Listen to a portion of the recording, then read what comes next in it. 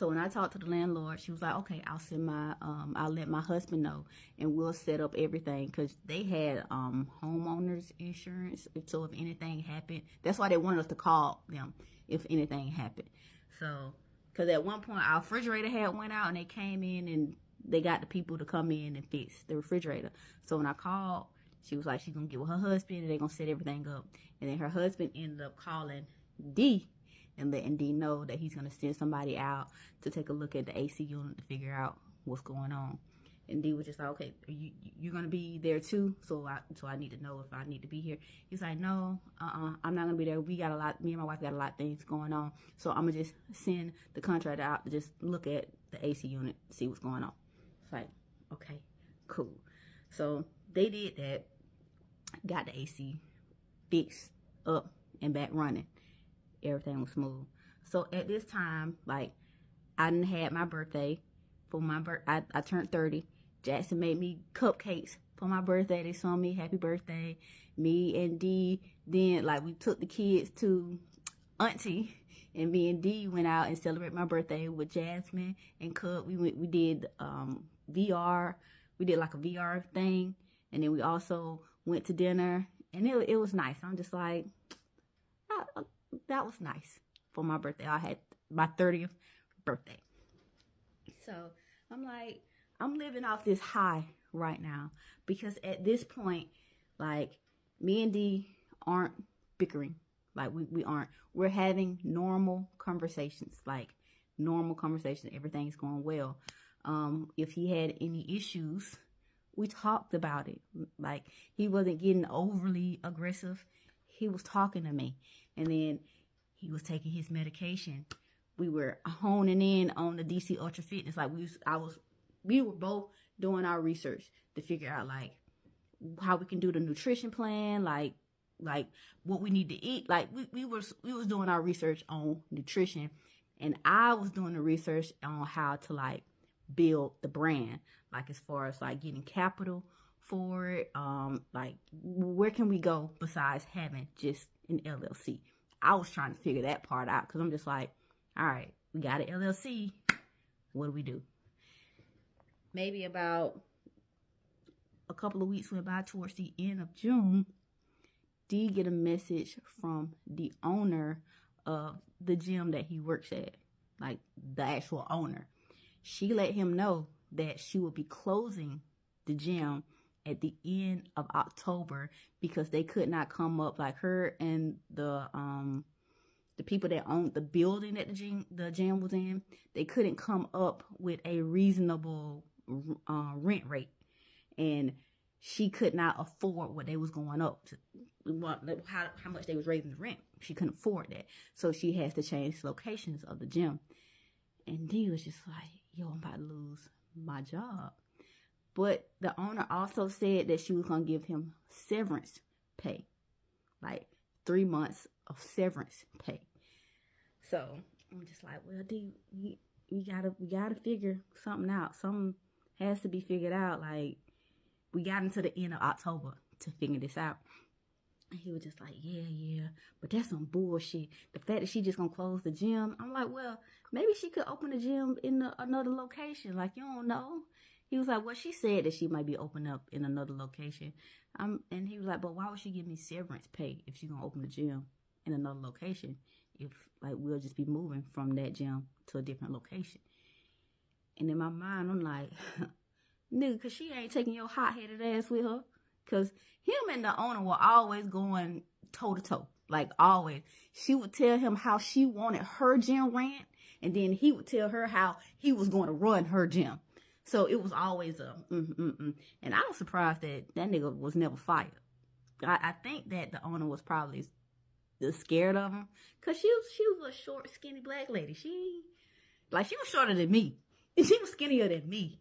So she wasn't really, trying to like deal with D, because nobody was really trying to deal with D like that. So I'm just like, all right, we're going to have to figure something out, because like, you lose your job like at the end of October, and we don't have anything figured out. My income is going to be the only income that we have. Like, the only income we have. And oh my God, I don't want to go back to that, because now I'm back to managing the finances with his account and my account. So I'm just like, yo, we are good. That's why I'm just like, everything was smooth. Everything was running smooth. We was communicating. He wouldn't put his hands on me. Like, everything was running smooth. I went to my 3-month checkup at the doctor, did my blood work. She told me, again, I'm still negative. She's like, all right, do you want to start back on your prep? Because we can lower your dosage. And I was like, you could send it to the pharmacy. You send it to the pharmacy. And I'm not going to guarantee, I'm not going to say that I'm not going to take it, but I'm not going to guarantee that I'm going to like continue to take it. Like, if I take it and it does the same thing it did the last time, I can't, like, because my body cannot handle that. Like, it messed with my headaches so bad. She was like, your headaches? I'm like, yeah, I get really, really, really bad headaches. I told you that last time. She was like, oh, so the medicine that we gave you, it's not working?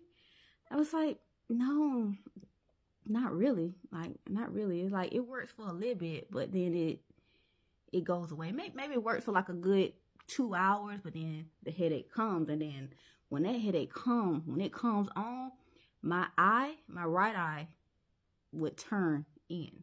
Like, it would turn in towards my nose, and my left eye would be looking straight ahead. So I would look cross-eyed every time that headache would come on. And she was just like, okay, I'm going to set you up with a neurologist. So, to get that taken care of. I'm like, okay, so I'm going to send over a referral so you can go to the neurologist, and they'll give you a call when they're ready to set up your appointment. I'm like, okay, that works. So I have my referral to the neurologist. And then on top of that, I had finally finished paying off my lawyer for my custody case with Carter. Like, finally finished paying that off. So he called me to inform me that we now have a court date approaching. Like, our court date was scheduled for July. And I'm just like, okay, all right, cool. I'm like, whew, all right, about to get the ball rolling with this whole Carter thing. Get that on out the way. Couple of days go by, right? Like, maybe not even a couple of days. Like a week went by. That's a couple of days. Like, the fuck I'm thinking, that's a couple of days. About a week went by. I get a phone call from my lawyer, and he was like, hey, I know you was looking forward to, the court hearing coming up in July, but it's been pushed back. I was like, it's been pushed back? Why has it been pushed back?